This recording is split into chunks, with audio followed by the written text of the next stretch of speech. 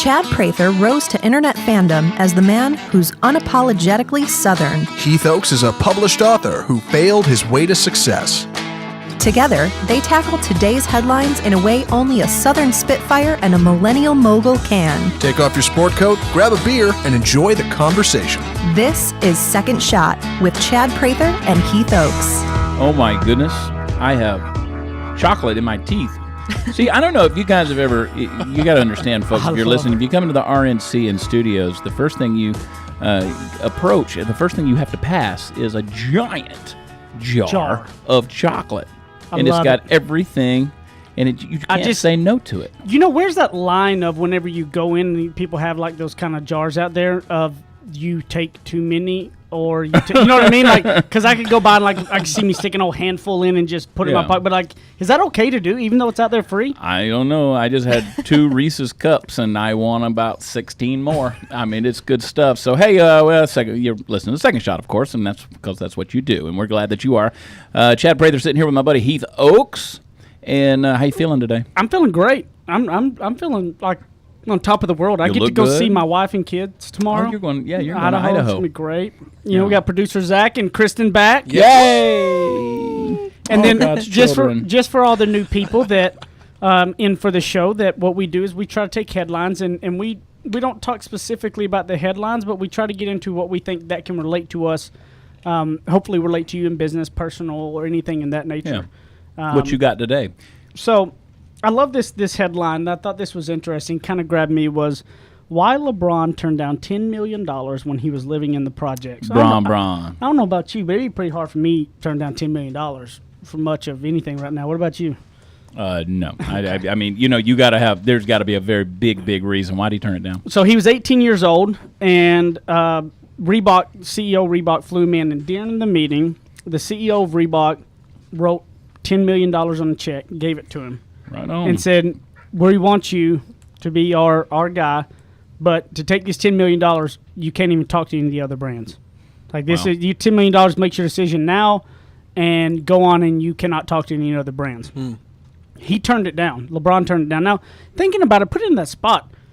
$10 million right then and then, right now, upfront money, done Which for deal. him in that situation was that's a ton of money. It's a lot of money for anybody. He hadn't even got drafted yet. Or, I mean, he obviously was going to be, but he could have had. I mean, there's a lot of things. But you know what he thought? He said, if he's willing to give me $10 million right now to not even talk to anybody else, then I may need to hear everybody else out. So, and what's funny is he said, I was at a loss of words in the beginning. He flew in from Akron to Spring Hill, where their rent was $17 a month, and now I'm looking at a $10 million check. And then, so what ended up happening, though, was Nike, he ended up signing a deal with Nike for over $90 million, a little over a decade later. And now he just signed a lifetime deal with a brand that may top $1 billion. Come on. Preach. But he said, even today, looking back, James said, I still can't believe I left that $10 million on the table. Well, a smart man. Yeah. A smart man, first of all, he could blow his nose right now, and $10 million would probably fall out amongst other things. But we know that. But he didn't know that then. No. I mean, he could have gotten injured the next day. Could have broke his leg the next day and never played another game of basketball. But here's the thing, and I can say this for myself. I have had immediate rewards offered to me, never $10 million, but I've had immediate rewards offered to me that I have looked at and said, if I can just hang on a little bit longer, this is going to be a lot better. And it'll be more successful and be more prosperous. Have you had that happen? That's probably one of my biggest troubles that I always went through, because I always, for a while, would always go that shorter route of it. Like I'm kind of like that guy. Like if I won the lottery of $100 million and I was offered $100 million spread out over the next 40 years, or a $50 million check, I'm taking the $50 million check. I mean, now that's a little bit different than now because I know it. But what hit me too with this, I don't know if y'all like Shark Tank. Y'all ever watch Shark Tank? Yeah, sure. Yeah. Love the show. I love Shark Tank. My wife's like, I hate watching it because she goes, it always makes me feel like I'm not doing enough in my life. Like, you got these people that are like, whatever, and doing, mom with 3 kids and creating, she goes, it always makes me, with my wife, does a tremendous amount of things. Yeah. But what I always hate is when those sharks that'll go, I'm making you an offer, but you got to make your decision now. You can't hear the other sharks out. See, immediately in my head, I go, number one, I don't want to work with you. Right. Number two, if you're willing to do that and saying that, then I know that this is obviously, you all know this is a good deal, right? And so I've always thought about that, and that's always kind of drove me nuts that whenever you go, but this is it, and this is where you got to take a deal. And I think that a lot of times in life, we get hit with those immediate shots of things, and then if we don't take the second to look around, and if somebody's not willing to let you look around at something, then you know something's off. It's always been a check for me in my soul if somebody is too eager to do something. If you're too eager to work with me, my first thought is there's an ulterior motive here. Always. There's something going on because you're so anxious to get me to sign this contract. Yep. There's something that I'm missing and I don't know. I naturally... And that's you perfect. You're hitting spot on right now. I want to trust people, but I don't trust people because, let's face it, the love of money is truly the root of all evil. Now, the Bible, people say, the money's the root of all evil. That is not true. That's not what it says. It's the love of money. Yeah. And I've found that to be true. People will sell their mother's heart on the black market when she still needs it.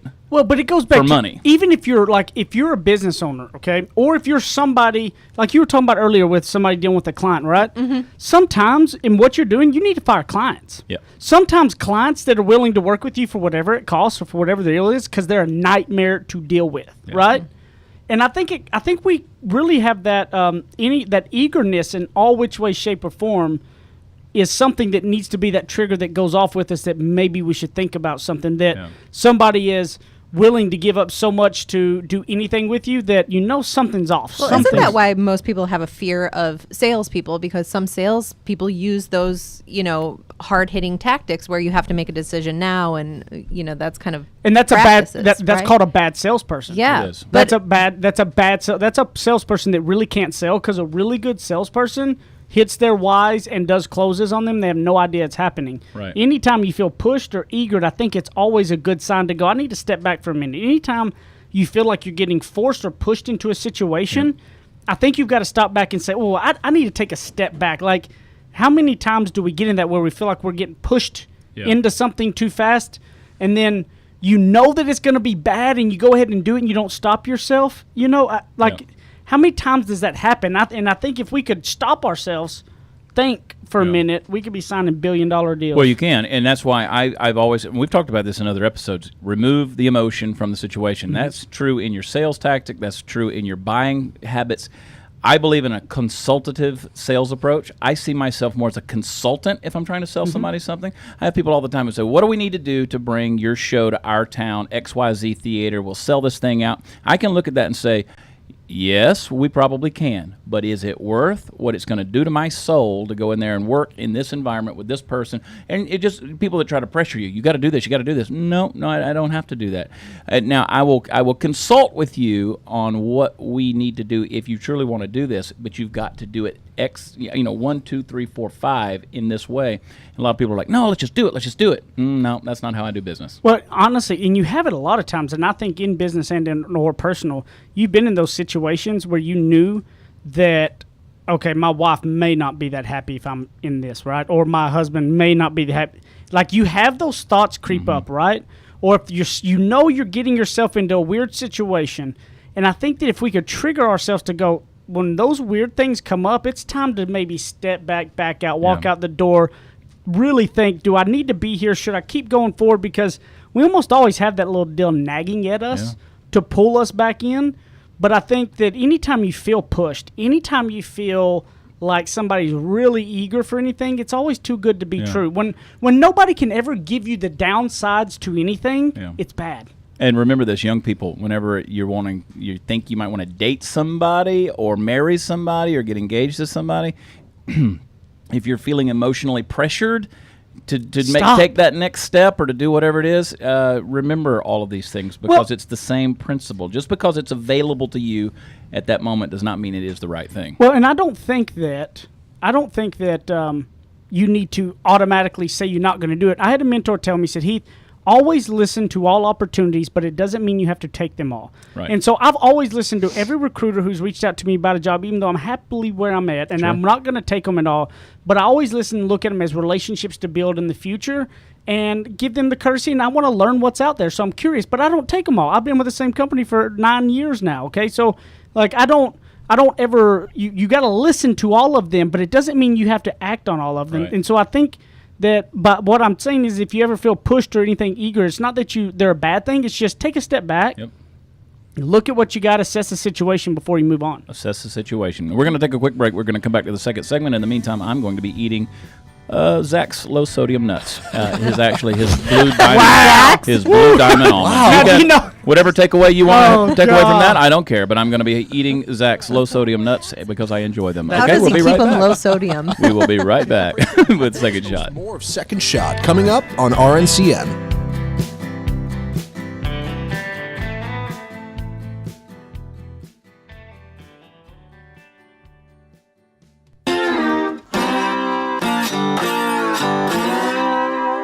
Ready, aim, fire.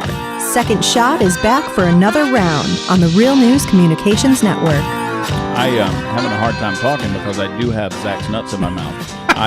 Just gonna keep that coming, huh? Well, yeah, I mean, I'm just trying to see if that's probably going to roll for the rest of the day. I want to see if Blue Diamond Almonds wants to be a sponsor of Second Shot because I love nuts. I'm nuts for nuts. Yes, you do, my friend. You remember that old slap chop deal? Where the guy, you know what the You got slap to remember, chop is? I'm young. I'm not old. The infomercial ain't that old, and the guy, whatever his name was, he's so hyper, and he's chopping up fruit, and he's chopping up vegetables with the slap chop, and then he's chopping up, and he goes, "Look at my nuts!" Oh yes, I do. That guy's great. Didn't he die? I think he died. No, that was Billy Mays. This was the second guy. Oh. I love that. Billy Mays. Anyway, Well, going from nuts to actually a very heartwarming story. I really love this story, and I think this is everything wrapped up to remember to be a good person. Mm-hmm. This is it. It says, helped by a stranger on a difficult day, she unknowingly returns the favor years later. So Judy was in Watkinsville, Georgia. Watkinsville. I know Watkinsville. It's right outside of Athens, Georgia, where the University of Georgia is. Go Dogs. Her and her husband decided to move to Atlanta to be closer to their son because she had come down ill with Parkinson's disease. And her disease was worsening rapidly, so they hired an at-home deal to come help take care of her, okay? The person was coming like bailed out or something, whoever it was they originally hired, and it was this kind of almost like a stand-in person. It was like, okay, well, they like a alternate, right? Mm-hmm. Mm-hmm. And this lady, I can't even pronounce her name, Toon D, I think. She showed up to be the alternate. And Toon D ended up, they were there for weeks, and this woman was just amazing. The rights were like, she, above and beyond, she stayed extra when she needed to, whatever it was to help. And one day, this Toon D was telling Miss Judy that that a particularly rough day, I think she was trying to console her when she was having a rough day, and she said back in 2014, a stranger helped her out with a kind gesture. She ran out of gas with only $5 in her pocket, walked into the gas station, a man saw her, turned around, paid for her gas, gave her all the cash in his wallet, took her, did everything like that, and she was just talking about how touched she was by this person. And about that time, the son turned around and took off his hat and goes, "That was me." And Toondine looked at him and said, "Oh my God, it was." And it was Miss Watkins' son, the years before, that had helped this lady that day and gave her all that. And obviously the family knew that this was much more than just a coincidence. You know, their faith in God and the prayer and the love, and that how this lady had been coming way above and beyond to help them out, and they were so thankful. But it was kind of, God came full circle. Comrade tells humankind wins. Let us know in the dark days and during Judy's care, all of those things. So I love that, how they obviously raised a phenomenal son. Right. They raised somebody on morals and ethics and do right and help others do those things. And that how in some of her rough times, this alternate, ends up being the best there was. And this lady was going above and beyond for them. And in no way did they know at that point. It wasn't that she was doing it because she knew the son helped, didn't know it. And yet it came full circle. I mean, I don't know about you, but we need more of these stories. Yeah, and I think they happen more often than we're willing to give them I agree. thought and credit for, because pretty much if you're pressed, pretty much all of us have those stories in your life, maybe not to that extreme, but some things that kind of came around and you look back and 30 years ago something happened in your life. Well, not in your case, but in mine, something you did when you were 14, 15 years old, and now it comes back in your 40s and you see the result of it. That's why you can never underestimate the investment you make in another person's life. You can never underestimate it. You might never, this side of eternity, I promise you might never see the physical, tangible result of what you did, but I'm telling you, you can't underestimate the power of making an investment in another person, no matter how sacrificial, how serving it is. And people always say, well, if I'm serving somebody, doesn't that kind of make me down low on the totem pole kind of thing? No, absolutely not. It is absolutely the best thing you can do as a human being is serve another person who can't do for themselves. But I can tell you this, if you're the person that always does something expecting something in return and you wonder where's my karma coming back, it's because your intentions are not legit. Your intentions are only self-serving. You did it in order to receive a reward. That young man right there did not stop and help that lady thinking, in a couple of years this lady's probably going to help my mom out, okay? Yeah. That's not what he did. He did it because he thought it was the right thing to do. Yeah. And I look back growing up, my dad was the guy that he could never pass anybody up on the side of the road. Right. No matter how late we were to something, busy or whatever, he was the guy that always stopped to change somebody's tire, do whatever it was. Mm-hmm. And he's got tons of these crazy stories of people he has helped, And I think I can't either. I can't pass people up either. And I think that seeing that as a kid, but I know that I look at it and go, how many things the world would change dramatically if everybody said, I want to do some nice gesture a day for somebody. And when I say a nice gesture, I mean, look, tell somebody. Yeah. They look, you look sharp today. That your smile, I really like your smile. Yeah. That is a uplifting gesture that you never know when and who can.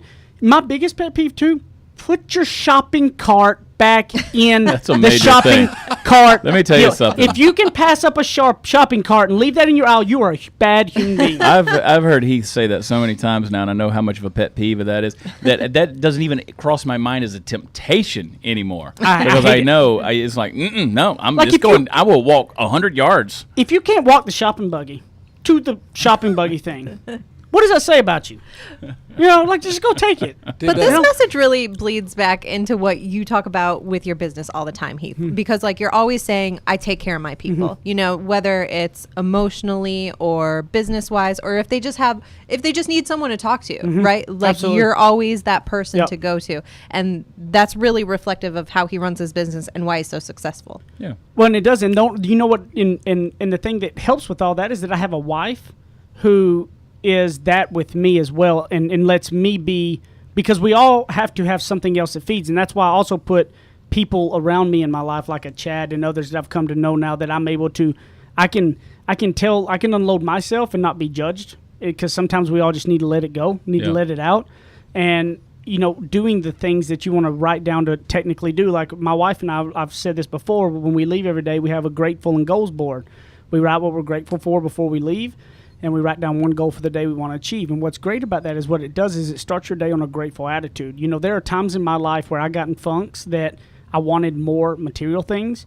And so then my car and my home wasn't enough, and then I started becoming I started becoming who I wasn't, right? I started pushing people to things that just wasn't me. And when I realized it was that I wasn't being grateful for the things that I had, that I'm not going to be satisfied. I want more. I want more for a lot more different reasons, but I got to be grateful. There's a difference of wanting more and not being grateful.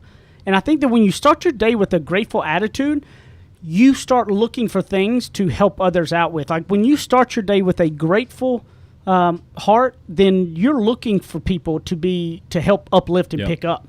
That makes all the difference in the world. If you're in a situation that's really negative, the best thing you can do is go be reactive and or at least be proactive and do something positive for somebody else's life. And it's not always money. You don't have to have any money to help somebody and uplift them. And I can promise you, if you try this, anytime you're feeling down, go make somebody feel better, some way, shape, or form.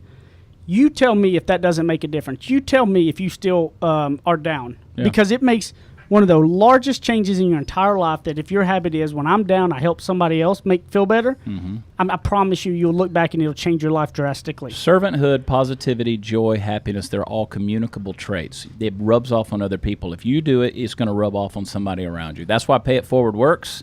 It's not just a cliche. It actually works. If you serve somebody else, it inspires them to do the same thing. And all the, I love it when a lot of people always say I'm corny because of the corny things I do that I'll say, look at yourself, and we have that. But I'm going to tell you something. Yeah.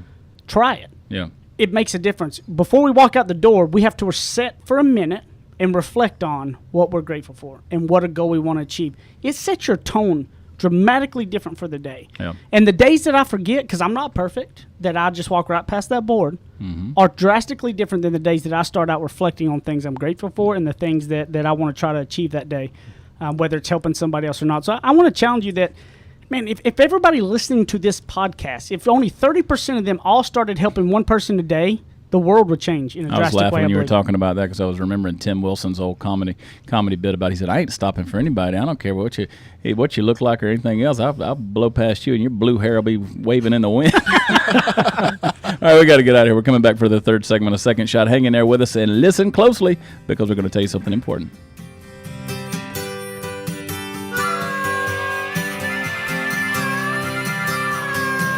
Now that's what I call ignorance on fire. More of Second Shot with Chad and Heath still to come.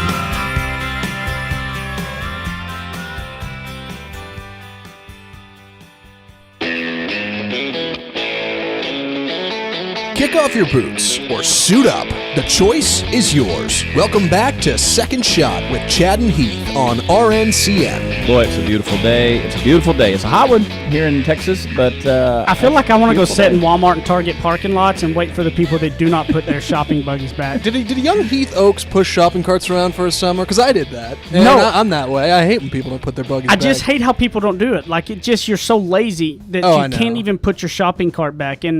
And it's, I don't know, it's just, I don't know. There's a lot. It's good There's little exercise. things that, Yeah. like, to me are like being punctual, right? Like being somebody who's a punctual person for majority of the time. We all have things that happen, right? But then there's habits. Like Chad, you were running behind today, but that's not your habit. Like, you're Right. even as busy as you are, you're here, I would say 90% of the time on time, right? Right. But we all have it. And But I we- travel a great distance to and be you here to get through no, a lot no. of traffic. So, No, but I'm Yeah. saying that that's huge. but There's and a- that's what I'm saying. Yeah. So it's there's a difference of if you're late one time or you're somebody that is known that you're always late to everything, right? To me, being late is such a sign of disrespect can't stand it. that it can be the first thing that throws me off on you and who you are, because you're telling me I'm not worth what Yeah. the time is. Like just leave earlier. It's a choice you make. Now, like I said, there's times I've been late to things, okay? But I'm saying I'm not known as the person that's Right. late to everything. Right. There's a difference. And if you're late to stuff, I hope this conscience hits you. On time, off And time, if you're the some of the time, person then be ahead that of time. leaves your shopping buggy out, I hope this hits your conscience Yeah, too. just judging so hard right now. Oh, yeah. No, I'm not judging. I'm just saying I hope it hits your conscience. You're better than me. I hope the cart hits your car. Yeah. Yeah. You got any big pet peeves, Kristen? Oh yeah. I mean, just give me one. Give me a big one. You think of one you like? But like, I can't stand it when somebody takes food and sticks it in my face and go, here, try this. Don't ever do that. Don't ever, never, ever. Because I grew up with a mother going, try it, just try it, you'll love it. No, I won't. I really My won't. mom did too. Yeah. And so never stick anything in my face and say, here, try this. Yeah, but you like trying new things. Right? Yeah, but I don't want you to stick it in my face and Right. tell me to do it. You don't want me to tell you That's to the try new difference. things. Yeah. I could go. My pet peeve is when you don't put your clothes. Oh, I remember this one time Heath stuck this thing in my face and said, try it. Heath is falling Just apart try it, over you'll there. love it. was that when you had Zach's nuts in your mouth? Maybe low sodium. No, my pet peeve is when you don't put your clothes in the laundry basket. You put them beside the laundry basket or on the floor next to the laundry basket. Like literally, It's right it's there. the same amount of steps Yeah. to throw it on the floor or throw it in the basket. Just get you a hammer and nails and just nail it to the floor. Just nail it right to the floor. It doesn't matter. I've know. moved it. I've tried. It just drives me You know, nuts. it's Nail the funny, clothes to the floor. You only have one roommate. I wonder who you're talking about. Yeah. Yeah, exactly. Technically two now. I'm sorry. Yeah, you got two roommates. We know the baby ain't leaving I nothing around. and I have Yeah. a feeling that little boy will end up putting all of his stuff next to the clothes basket. No, No. So mommy will be teaching him. he will know better. We got a listener email. Exactly. From Ken Hansen. He emailed last couple podcasts. Real back. nice guy. He said, "Hey, Heath and Chad, thank you for answering my email with such encouraging words and helpful advice. I believe it'll be easier to express humble confidence, knowing my story won't be judged as arrogance, but as proof to what I have achieved. I've never looked at it like that before. Also, the affirmation card does sound a little corny, but I respect you both enough to ask for advice, so I'll also follow it and make one. Thanks again, and I hope to someday meet you both when I get to Texas." I appreciate that, Ken, that you said that you admitted the fact that, hey, I think it's corny, but you know what? I asked for it, and so I'm going to try it. Yeah. You know what's funny is I don't, when people talk about, I'm not giving my secrets away. I'm not going to help anybody, right? And then we're sitting here for free and actually paying to give people all of the things that we've kind of learned and put ourselves through. I would say, look, I have no problem telling everybody every secret I do because you know what? 99.9% of them never take it. Not going to do it. Not and going that's a sad to thing. do it. Someone won't listen anyway. There's nothing more annoying than the people that you can tell are asking for advice on something because they just want to say that they asked for advice, but they're never going to do it. Yeah. It's like, why even ask for it? Mm-hmm. Yeah. I sometimes, I appreciate the honesty in that letter. I really do. And sometimes, and it may not work for you. Ken Hansen was the one that's moving from California to Texas, remember? Yeah, exactly. Exactly. And, I've done a lot of things, though, that I thought were like, this isn't going to work. And it turned out it surprised me. It's something that I made a complete habit out of, but sometimes it works. Yep. And here, try this. Eat this. You'll love it. I'm not. Are you a food trier? Or are you food? Like, will you try any kind of food? Yeah.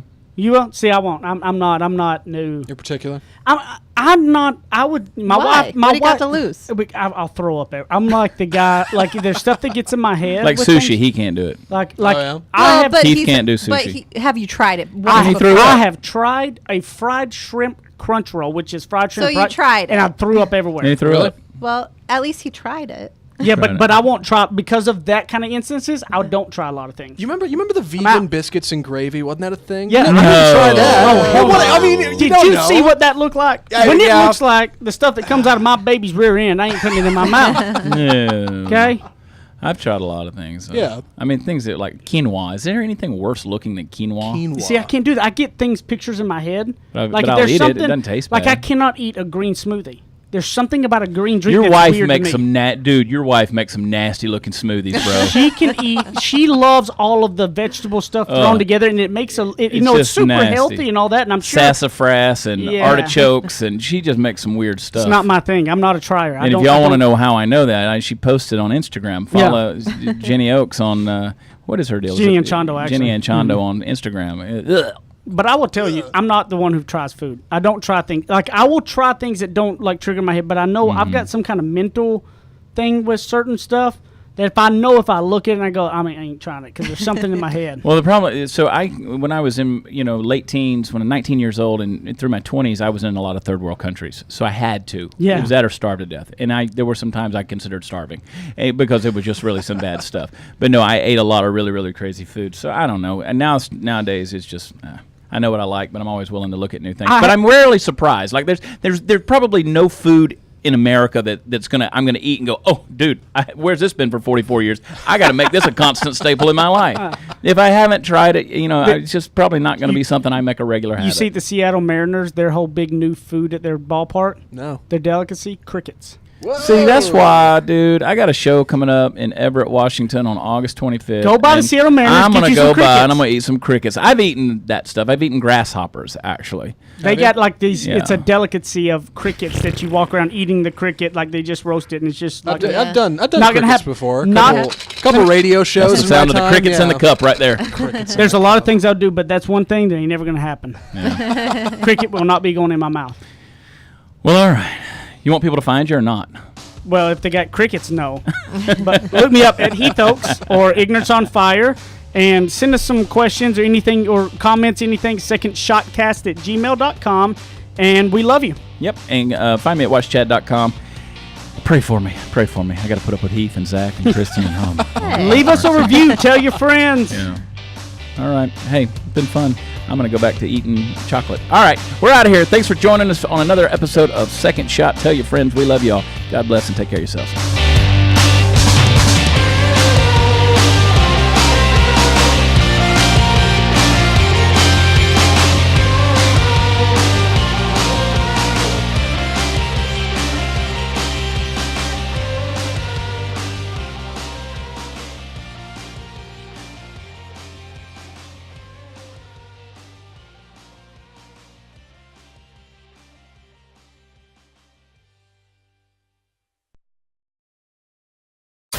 You're listening to RNCN, the digital destination for premium talk radio.